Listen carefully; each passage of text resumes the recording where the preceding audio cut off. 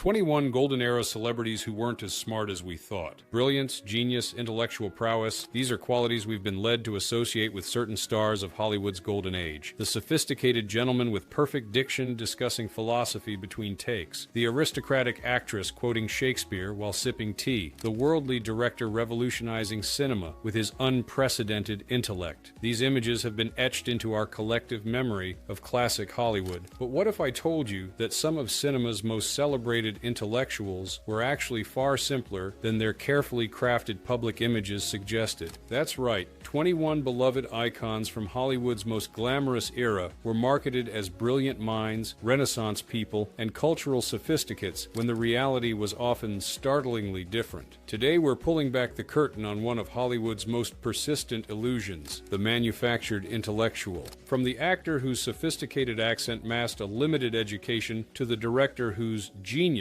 relied heavily on uncredited collaborators, these stories reveal the gap between Hollywood mythology and reality. We'll discover how publicity departments transformed ordinary performers into apparent geniuses, how studios created false narratives about stars' academic achievements, and how some celebrities themselves perpetuated myths about their intellectual prowess. This isn't about exposing these stars or diminishing their talents. Rather, it's about understanding the powerful image-making machine that created the personas we still admire today. In many ways, these performers' ability to embody intellectual sophistication they didn't naturally possess demonstrates their remarkable skills as actors, both on and off screen. So join us as we explore 21 Golden Age celebrities who weren't quite as smart as we were led to believe. Their stories reveal much about Hollywood's dream factory, the power of perception, and our own desire to believe in the extraordinary intelligence of those who entertain us. Before we dive into our countdown, let's understand how Hollywood's star-making system worked during its golden era. Studios didn't just create movies, they created mythologies around their talent. These weren't simple publicity campaigns, they were comprehensive identity transformations designed to elevate ordinary people into extraordinary figures worthy of public adoration. In an era before television and social media, when most Americans had limited access to higher education, intellectual sophistication carried a special allure. Studios recognized that audiences were drawn to performers who seemed not just beautiful or talented, but intellectually superior. This created a powerful incentive to manufacture intellectual credentials for stars, particularly those from humble backgrounds. Publicity departments worked tirelessly to craft highbrow narratives, inventing prestigious educational backgrounds, arranging strategic photographs of stars reading classic literature, and coaching performers on how to discuss intellectual topics in interviews. Some studios even employed conversation coaches who taught actors appropriate cultural references and how to discuss art, literature, and politics without revealing their limited knowledge of these subjects. This wasn't just studio manipulation. Many performers actively participated in crafting these intellectual personas, recognizing that perceived sophistication translated directly to career advancement and longevity. Some went to extraordinary lengths to conceal their educational limitations, hiring private tutors to teach them proper pronunciation, etiquette, and cultural knowledge that their backgrounds hadn't provided. Now, let's count down from number 21 to number 1 and uncover the truth behind Hollywood's most celebrated intellectuals. Stars whose perceived brilliance was often more performance than reality. 21. Orson Welles, the boy genius who borrowed others' brilliance. Film schools still hail Orson Welles as a prodigy who transformed radio and cinema before turning 30, largely due to Citizen Kane, long regarded as a cinematic masterpiece. Welles is often praised for his technical mastery and artistic vision, but much of his acclaim rests on the uncredited work of others. Cinematographer Greg Toland pioneered the film's deep focus techniques, yet Welles took public credit. The screenplay, which won an Oscar, was mainly written by Herman J. Mankiewicz, though Welles tried to downplay his role. In a 1941 interview, Welles spoke at length about deep focus without mentioning Toland. A crew member later recalled Toland saying, "The boy's a quick study. He's already convinced himself he created what I showed him." A studio executive described Welles's talent as absorbing just enough from experts to sound authoritative. His intellectual image was similarly crafted. He could recite Shakespeare, but mostly quoted well-known lines from an anthology, not full texts. Welles's genius wasn't rooted in deep scholarship or originality, but in his flair for repackaging others' ideas with charisma and conviction, convincing audiences that brilliance originated solely from him. 20. Cary Grant, the sophisticated gentleman who left school at 14. "Everyone wants to be Cary Grant. Even I want to be Cary Grant," the actor once said, hinting at a hidden truth. Cary Grant was a carefully crafted crafted persona. Known for his elegance, charm, and flawless speech, Grant was widely believed to be naturally refined and well-educated. Studio biographies subtly reinforced this illusion, implying a privileged background without outright lying. In reality, Archibald Leach, Grant's birth name, was born into poverty in Bristol. He left school at 14, his father was an alcoholic, and his mother was institutionalized when he was 9. His refined accent was entirely self-made, blending British and American tones into something unique. Grant's transformation was deliberate. He kept vocabulary cards and annotated scripts with phonetic spellings to perfect pronunciation. A director once noted Grant had marked difficult words like intransigent and paradigm in a script. At a Hollywood literary event, when James Joyce's Ulysses came up, Grant quietly left the conversation and later asked a researcher for a summary and key quotes. Grant's brilliance lay not in innate sophistication, but in his relentless self-reinvention.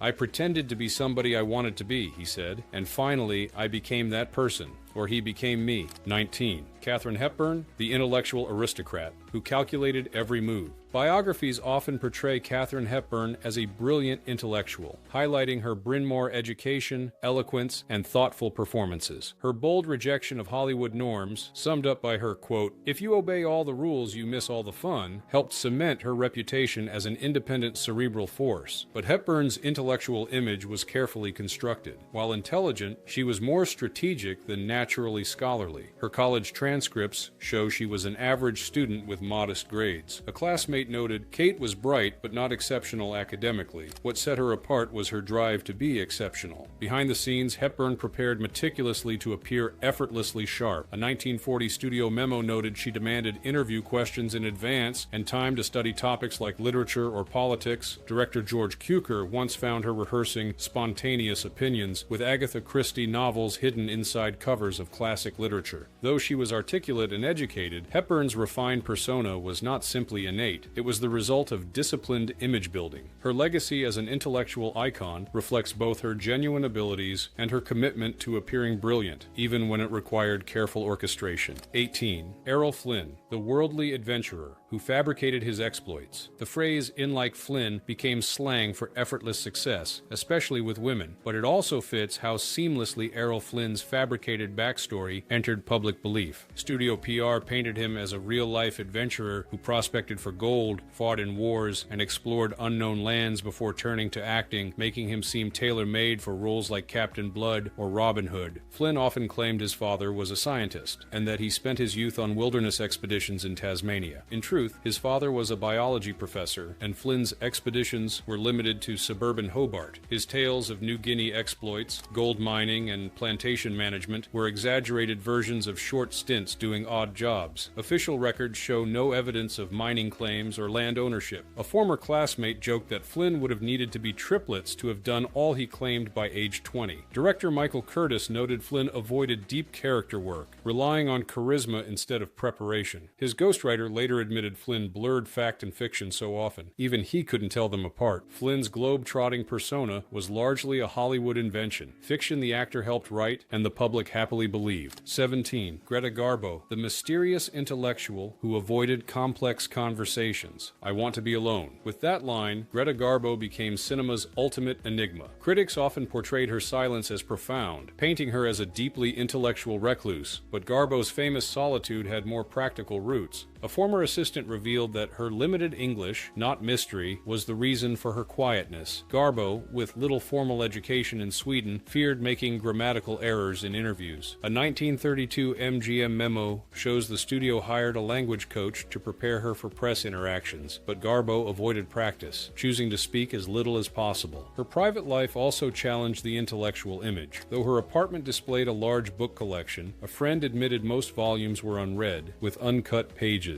She liked the way they looked, the friend recalled. Photographer Cecil Beaton, a close acquaintance, noted in his diary that Garbo avoided abstract discussions, often changing the subject or leaving the room. At one dinner, asked about Nietzsche, she quipped, "I think it's time for dessert," retreating to browse a fashion book. She once told Lillian Gish, "The mystery is that people think I'm thinking anything interesting at all." Garbo's real genius was understanding that silence could be mistaken for depth. 16. William Powell, the urbane sophisticate, with limited formal education. William Powell once said, "I'm just a run-of-the-mill person who got lucky," a modest claim that hid the truth behind his polished screen persona. Known for playing urbane, educated characters like Nick Charles in the Thin Man series, Powell's effortless sophistication fooled many into believing it was natural. In reality, Powell left school at 17 and never attended college. He learned upper-class manners by working as a waiter at the university club, quietly studying how educated men spoke and behaved. His on-screen refinement was the result of careful observation and practice. Studio records show Powell's dedication. His scripts were filled with notes on pronunciation, emphasis, and timing. Director W.S. Van Dyke revealed that Powell rehearsed details like how to hold a cocktail glass or light a cigarette to perfect his elegant image. During The Great Ziegfeld, Powell confessed to co-star Frank Morgan that he knew little about wine personally, memorizing sophisticated facts for his roles while preferring bourbon in real life. Powell's rise from high school dropout to Hollywood's symbol of polished masculinity remains one of the industry's most impressive reinventions, and his greatest act of all. 15. Joan Crawford, the self-made sophisticate who carefully concealed her limitations. Joan Crawford's Hollywood legend highlights her rise from chorus girl to sophisticated actress, portrayed as a natural display of innate intelligence. Yet MGM executives knew the truth. Studio records from 1925 listed her under special training needs due to limited education. Born Lucille LeSueur and raised in poverty, Crawford left school around age 12. Her intellectual growth was as carefully crafted as her screen persona. An MGM publicist later revealed she used note cards filled with classical music, literature, and art facts, not for genuine appreciation, but to appear knowledgeable at industry events. Her famed art collection was guided more by advisors seeking investment value and status than personal passion. She memorized talking points, leading to awkward moments, like a 1943 salon where she mistakenly discussed Hemingway's The Old Man and the Sea, published years later, before excusing herself. A former assistant said, "Joan didn't want to understand art, only to be seen as someone who did." This doesn't lessen Crawford's achievements. Her transformation took immense discipline and strategy, but her greatest performance wasn't on screen. It was the creation of the Joan Crawford persona, a carefully assembled cultural icon built through calculated image management. 14. Rex Harrison, the distinguished intellectual who left school at 16. Rex Harrison once told producers he couldn't play Professor Higgins in My Fair Lady because he knew nothing about linguistics or phonetics. Ironically, his most famous role required precisely that expertise, yet his refined persona masked a lack of formal education. Audiences assumed Harrison had attended elite British universities due to his commanding presence and flawless diction, an image he never corrected. In truth, he left school at 16 with no qualifications. His polished speech and intellectual manner came from years on stage, not academia. A wardrobe assistant recalled that when asked about George Bernard Shaw's politics during filming, Harrison dodged the question by demanding script changes, a typical way he avoided topics he didn't know. Director Anatole Litvak said Harrison didn't research roles through books but by observing how intellectuals spoke and behaved. He was an exceptionally gifted mimic, not a scholar. When performing Shakespeare, Harrison focused on perfecting sound and rhythm rather than understanding deeper meanings. A colleague noted he delivered lines beautifully without fully grasping the philosophy behind them. Harrison's true talent lay in convincingly embodying intellectualism, blurring the line between actor and role so thoroughly that audiences believed in his authenticity.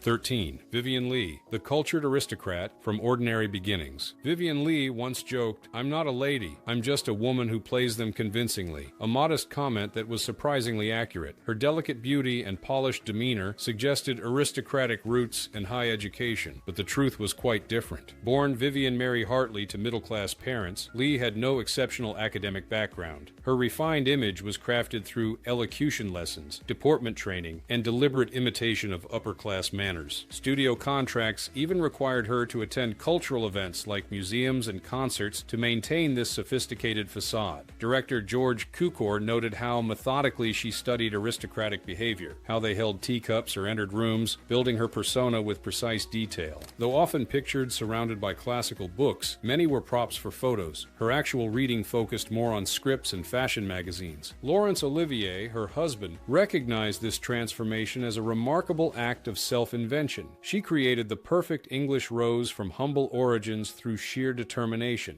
Vivien Leigh's success wasn't born from privilege, but from relentless effort to craft and sustain a persona both on and off screen, making her a true master of reinvention. 12. James Mason, the Cambridge intellectual who studied architecture. James Mason once joked, "I'm often miscast in my own life. People assume I'm well-read because of how I speak, but I'm just good at speaking." His polished British accent and thoughtful roles created an image of academic distinction, reinforced by interviews full of literary and historical references. Publicity often cited his Cambridge education, suggesting a scholarly background. Though Mason did attend Cambridge, he studied architecture, not literature or classics, and was an unremarkable student more interested in acting than academics. A classmate recalled Mason attending lectures on poetry and philosophy, not out of genuine interest, but to mimic professors for future roles. His apparent erudition in interviews was mostly performance. Director Nicholas Ray noted Mason prepared for interviews as thoroughly as for roles, memorizing quotations and researching topics to appear spontaneous. Mason's literary knowledge was often superficial, focused more on scripts and contemporary fiction. A colleague said Mason could discuss books he hadn't read, confidently referencing classics without reading them fully. At a literary event, Mason praised Conrad's victory, but was gently corrected that his comments fit Lord Jim. Mason smoothly replied that Conrad's thematic unity made individual titles nearly interchangeable. Mason's sophisticated intellectual image was partly real, but largely a crafted performance. 11. Leslie Howard, the British intellectual, who created a persona.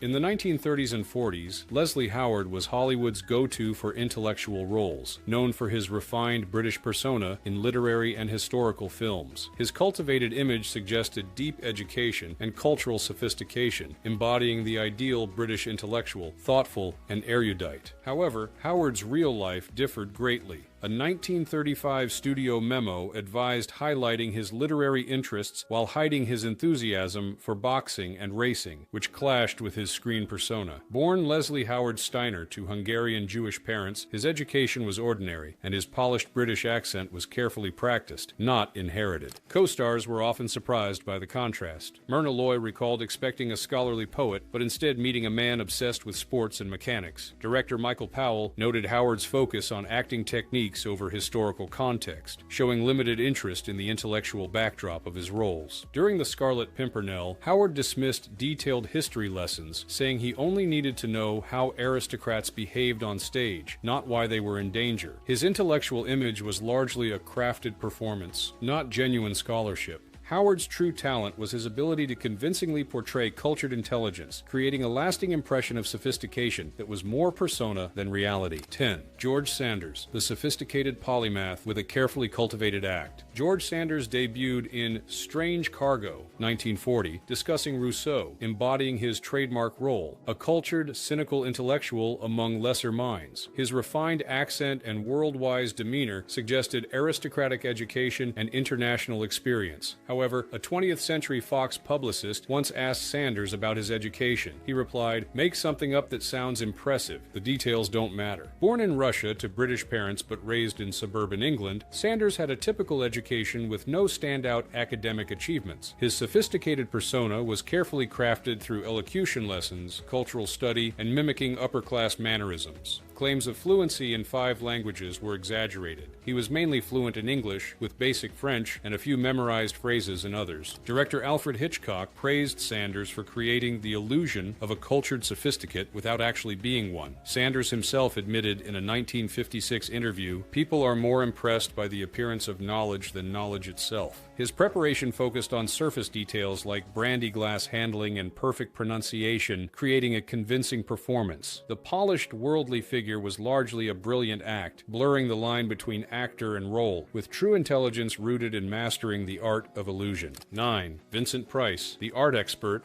with limited expertise. Vincent Price's cultured voice, often heard discussing fine wines, rare manuscripts, or Renaissance art, became as famous as his horror roles. His calm speech, cultural references, and apparent art knowledge suggested exceptional education and refinement. Publicity praised his art collection and Yale education, painting him as a Renaissance man whose intellect matched his acting. In 1962, Life magazine called Price Hollywood's most sophisticated art connoisseur, but failed to mention his home's paintings and sculptures were arranged by professional decorators for the photo shoot. Though Price attended Yale and studied art history at the Courtauld Institute, his expertise was narrower than publicized, focusing mainly on American and British art. Dealers recalled, he knew enough to sound authoritative to novices, but deferred to experts when questioned. Price's famous art collection was largely assembled with professional help. Gallery owners noted he depended on consultants for selection and authentication. His enthusiasm was genuine, but his independent judgment was limited. In the early 1960s, Price partnered with Sears Roebuck to sell the Vincent Price collection of fine art. Though marketed as personally curated, professionals chose most pieces, with Price giving general approval. In 1977, Price admitted, "I'm not a scholar in either horror or art, just an enthusiast who sounds knowledgeable." His true talent was making art appreciation appealing to the general public without deep expertise. 8. Clifton Webb, the cultural elite, with a manufactured background. Clifton Webb once told director Otto Preminger that writing his autobiography would be difficult because he didn't know which version of his life to tell. This comment hinted at the carefully crafted image behind his polished aristocratic persona. Webb's refined speech and mannerisms, plus his portrayals of sophisticated characters, suggested a privileged upbringing and elite education. Studio biographies echoed this myth, describing him as descending from distinguished New England families and educated at private academies. In reality, Webb, born Webb Parmalee Hollenbeck in Indianapolis, came from a middle-class background with limited schooling and no college education. His mother, far from a society matron, was a determined stage mom who pushed his talents. Webb's transformation included changing his name and erasing any regional accent with dialect coaches. Etiquette lessons helped him master upper-class customs, which he memorized meticulously. Director Preminger noted Webb studied high society like an anthropologist rather than being born into it. A telling moment was when Webb corrected French pronunciation on set. Though his corrections were historically inaccurate, he delivered them confidently, never questioned. Webb famously said his background was whatever I need it to be for each role, showing his pragmatic approach to image building. His aristocratic screen persona was a self-made performance, a key to his success. 7. Basil Rathbone, the real-life Sherlock Holmes with average intellect. Basil Rathbone's famous line, "The game is afoot," sealed his identity as Sherlock Holmes, leading many to believe he shared the character's intellect. His sharp diction and commanding presence made audiences assume he had extraordinary mental abilities. Fan magazines fueled this myth, with headlines like "The Man Who is Sherlock Holmes" and stories claiming Rathbone applied Holmes's deductive skills in real life. In truth, Rathbone was a skilled actor with average intelligence who excelled at portraying intelligence. A wardrobe assistant recalled fans bringing him complex puzzles, only for Rathbone to defer to writers for answers. His performance relied on technical precision, rehearsed gestures, darting glances, and well-timed delivery created the illusion of brilliance rather than genuine analysis. Director Roy William Neill noted Rathbone's effort to memorize scientific references without fully grasping them. Between takes, Rathbone preferred chatting about horse racing over solving crossword puzzles. Nigel Bruce, his Dr. Watson, joked that he often explained scientific terms to Rathbone, reversing public perception of their intellects. Rathbone himself admitted, "I don't solve mysteries. I simply play a man who does," highlighting the difference between acting smart and actually being so. 6. Myrna Loy, the perfect wife, intellectual from limited education. When the Harvard Lampoon called Myrna Loy the ideal wife in 1936, it reflected her portrayals of intelligent, witty women like Nora Charles in the Thin Man series. Her cultural ease and quick wit suggested natural refinement and education. However, Loy later said, "I just tried to speak properly and remember my lines," revealing her sophistication was deliberate. Born Myrna Williams in Montana, she ended formal schooling after high school. Her polished manner came from years of observation, reading, and self-improvement, not formal education. MGM's 1933 screen test noted her Western accent and recommended elocution training, which shaped her refined, cosmopolitan speech. Director W.S. Van Dyke said Loy carefully studied the speech and mannerisms of educated women, crafting her persona through observation. Off-screen, she kept a notebook of witty remarks and references to prepare for social events and interviews. For roles like In the Best Years of Our Lives, she focused on learning specific terms rather than broad knowledge, asking for glossaries with phonetic pronunciations. Changing her name from Williams to Loy marked her transformation from a small-town girl to a sophisticated star. Loy's intellectual image was largely entirely self-made, built through determination and craft, rather than privilege or formal study. 5. Claude Rains, the cultured intellectual from London's slums. In Casablanca, Claude Rains embodied sophisticated corruption as Captain Renault, delivering lines like, "I'm shocked to find that gambling is going on in here," with such cultured precision that audiences assumed the actor must share his character's worldliness, if not his moral flexibility. Rains' impeccable diction, commanding presence, and facility with sophisticated dialogue created an impression of exceptional breeding and education. His cultured British accent and apparent ease with classical references reinforced this perception of natural refinement and academic achievement. This carefully constructed persona had remarkably little connection to Rains' actual background. London birth records tell the true story. Born to a poor family in London's Camberwell slums, he received minimal formal education, leaving school at age 11 to work. His father was an alcoholic stagehand, not the distinguished gentleman many assumed based on Rains' aristocratic manner. The transformation began with his voice. A childhood speech impediment left Rains with a lisp and difficulty pronouncing R sounds. Through rigorous training and practice, he not only overcame these challenges, but transformed his voice into his most distinctive professional asset. Herbert Beerbohm Tree, who discovered Rains, later remarked, "I've never witnessed such a complete reconstruction of natural speech patterns through sheer determination." Rains' linguistic journey included developing a nearly photographic memory for dialogue, a necessary adaptation for someone with limited reading skills. Unable to quickly process new scripts due to residual reading difficulties, Rains would have scripts read aloud to him, then memorize them completely, often after a single hearing. Director Michael Curtis, who worked with Rains on Casablanca, noted his methodical approach. Claude studied educated men,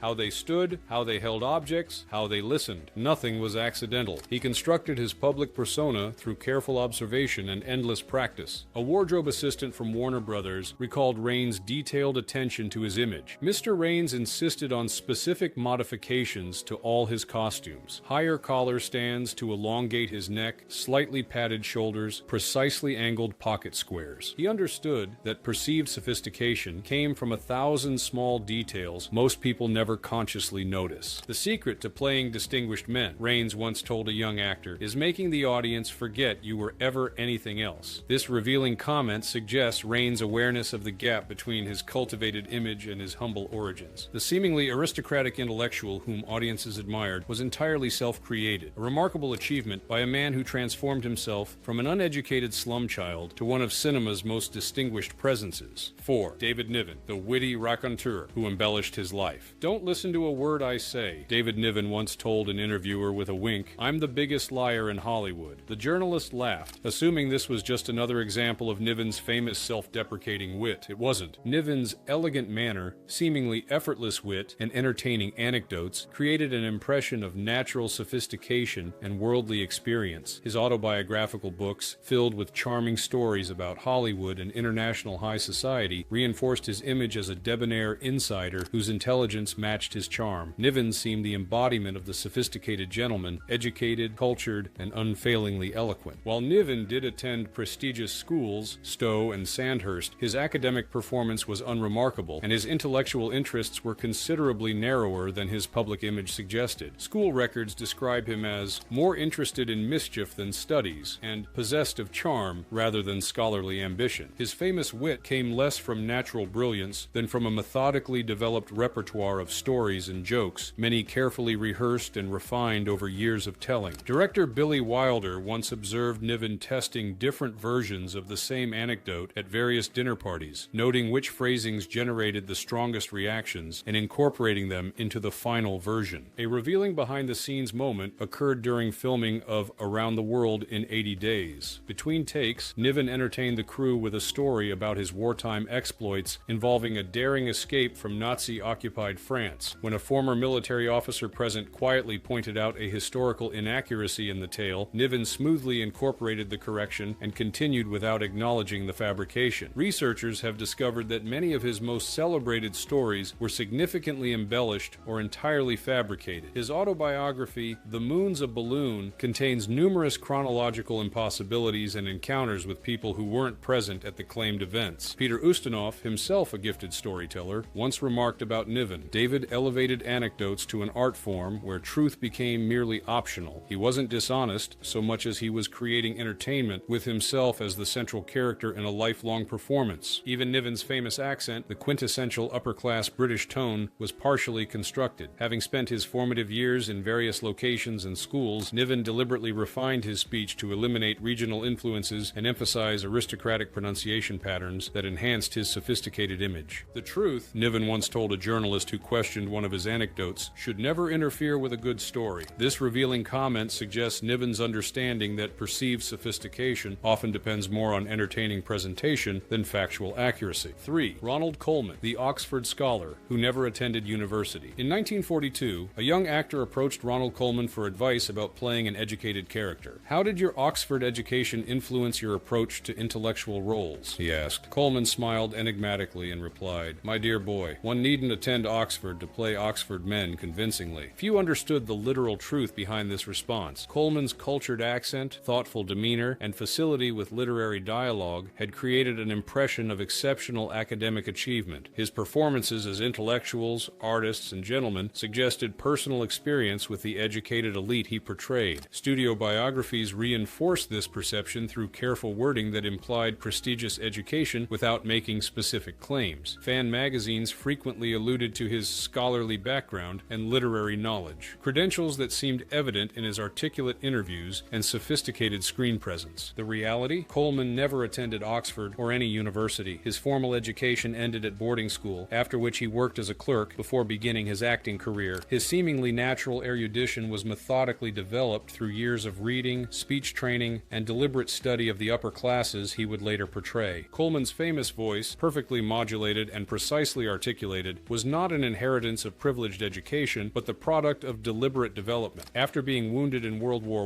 I, he used his convalescence to study elocution, systematically eliminating any regional accent and developing the mellifluous tones that would become his trademark. Director George Cukor, who worked with Colman on A Double Life, noted his methodical approach. Ronald studied educated men, their speech patterns, their mannerisms, their way of engaging with ideas. He constructed his intellectual persona through observation rather than academic experience. A telling incident occurred during filming of Lost Horizon, where Colman portrayed a diplomat. When author James Hilton visited the set and engaged Colman in a discussion of political history relevant to the character, Colman politely steered the conversation toward performance aspects of the role, avoiding the specific historical knowledge he had never acquired. His performance as poet Robert Browning in The Barretts of Wimpole Street was widely praised for its intellectual sensitivity, yet Colman admitted privately that he had read little of Browning's work beyond the script requirements. His preparation focused on capturing the poet's mannerisms and speaking style rather than understanding his literary significance. The seemingly natural scholar whom audiences admired was largely a creation, a brilliant performance by a talented actor who understood that perceived intellectualism enhanced his professional opportunities. 2. Greer Garson, the intellectual British lady with manufactured refinement. "I've played so many educated women that people assume I must have attended the finest schools," Greer Garson once remarked to a co-star. "In reality, I've simply learned to play educated women convincingly." Garson's refined accent, graceful manner, and apparent ease with intellectual material created an impression of aristocratic breeding and exceptional education. Her performances as cultured, articulate women in films like Mrs. Miniver and Random Harvest suggested personal experience with the educated elite she portrayed. Studio publicity manufactured an appropriately elevated background. MGM press releases described her as coming from a distinguished family with traditions of culture and education, implying aristocratic connections that didn't exist. Her father, described in publicity as a gentleman of means, was actually a modest clerk who died when she was young. While Garson did attend London University, not the more prestigious Oxford or Cambridge often assumed, her academic career was relatively ordinary and her family background was solidly middle class rather than aristocratic. Her seemingly innate sophistication was carefully developed through elocution lessons, deportment training, and systematic study of upper-class mannerisms. A wardrobe memo from Pride and Prejudice reveals how thoroughly Garson's image was constructed. It specifies, "Miss Garson has requested higher necklines than historically accurate and gloves for all drawing room scenes. She believes these contribute to her lady of quality appearance." This attention to creating aristocratic impressions through costume choices reflected Garson's understanding that perceived sophistication depended on visual cues as much as dialogue or performance. Garson's intellectual interests were similarly curated for public consumption. A publicist who worked with her in the 1940s later recalled, "Greer maintained two distinct libraries, the impressive leather-bound classics prominently displayed when photographers visited, and the mystery novels and fashion magazines she actually read when relaxing. The secret to playing brilliant women, Garson once told a young actress, is never revealing the effort behind the brilliance. This revealing comment suggests Garson's awareness of the gap between her cultivated image and the work required to create it. Particularly telling was MGM's transformation of her name and identity. Born Eileen Evelyn Greer Garson, the studio emphasized her middle names and constructed a more elevated background story that aligned with her screen persona, a conscious marketing strategy that Garson herself embraced and perpetuated. Her transformation from a middle-class London girl to the quintessence of British refinement represents one of Hollywood's most successful reinventions, a performance that continued seamlessly on and off screen throughout her distinguished career. 1. Laurence Olivier, the Shakespearean genius who struggled with text. Speak the speech, I pray you, as I pronounced it to you, trippingly on the tongue. Hamlet's famous advice to the players might have been directed at Laurence Olivier himself, whose towering reputation as the greatest classical actor of his generation created an impression of exceptional intellectual depth and literary understanding. His definitive performances of Shakespeare's most complex characters suggested profound textual analysis and philosophical insight. Critics and scholars reinforce this perception, frequently describing Olivier's work as revealing new intellectual dimensions in familiar material, the product of a brilliant mind engaging with literary genius. Kenneth Tynan, perhaps the most influential theater critic of the era, perpetuated this image, writing that Olivier thinks Shakespeare's thoughts after him with unparalleled clarity. But behind closed doors at the National Theatre, a different story emerged. Director Peter Hall, who worked closely with Olivier, later revealed Larry's genius wasn't intellectual, it was intuitive and physical. He didn't analyze Hamlet's existential crisis, he found a physical embodiment for it. When discussions became too abstract, he would grow frustrated and say, just tell me what he wants and I'll show you how he gets it. During rehearsals for Othello, a young actor asked Olivier about the philosophical implications of jealousy in the play. According to multiple witnesses, Olivier replied, I don't give a damn about the philosophy. I care about how jealousy makes a man move, sound, and look. This response reflected Olivier's fundamentally physical rather than intellectual approach to classical material. A particularly revealing incident occurred during preparation for King Lear. When literary advisors provided a scholarly analysis of the play's complex language, Olivier set it aside, saying, this means nothing to me. Show me an old man who's been betrayed, and I'll show you Lear. His approach to the role focused on studying elderly men's physical movements, rather than the play's thematic depths. Olivier's autobiographical writings reveal his insecurity about his intellectual capabilities. He described himself as not much of a thinker and admitted feeling intimidated by more academically oriented colleagues. His approach to memorizing Shakespeare relied heavily on mechanical techniques rather than comprehensive understanding, sometimes leading to performances that were physically brilliant but textually inconsistent. I'm not a scholar, Olivier once told an interviewer who asked about his interpretation of King Lear. I'm a performer who serves the text as I understand it. This honest self-assessment reveals Olivier's awareness of the distinction between scholarly understanding and theatrical interpretation. The seemingly intellectual giant whom critics and audiences revered was indeed a theatrical genius, but his brilliance manifested through instinct, physical expression, and vocal technique, rather than the profound literary analysis often attributed to him. The truth behind Hollywood's intellectual construction. We've now examined 21 Golden Age celebrities whose intellectual reputations were significantly enhanced, if not entirely manufactured, by Hollywood's image-making machinery. From Oxford degrees that were never earned to literary knowledge that came from cliff notes rather than comprehensive reading, these stories reveal the gap between perceived intelligence and reality. But this revelation isn't about exposing these performers or diminishing their achievements. In many ways, their ability to embody intellectual sophistication they didn't naturally possess demonstrates their remarkable talents as actors. Creating a convincing intellectual persona without the corresponding educational background requires extraordinary observation skills, discipline, and performance ability, perhaps more than portraying such characteristics when they come naturally. Hollywood's creation of intellectual images wasn't simply deception, but a response to audience desires. Depression-era and post-war moviegoers, many with limited educational opportunities themselves, looked to stars not just for entertainment, but for models of sophistication and cultural achievement. Studios recognized that intellectual prestige enhanced a performer's appeal and longevity, particularly important in an era when careers could be remarkably brief. What's perhaps most fascinating is how these manufactured personas often transcended their creators. Many Many of these performers, having played intellectual sophisticates for decades, gradually incorporated elements of these personas into their actual personalities. The line between performance and reality blurred not just for audiences, but sometimes for the performers themselves. If you enjoyed this exploration of Hollywood's constructed intellectuals, hit that like button and subscribe for more revealing looks at the golden age of cinema. Let us know in the comments which of these stars surprised you the most. Until next time, remember that in Hollywood, as in life, things aren't always as they appear, and that's what makes them fascinating.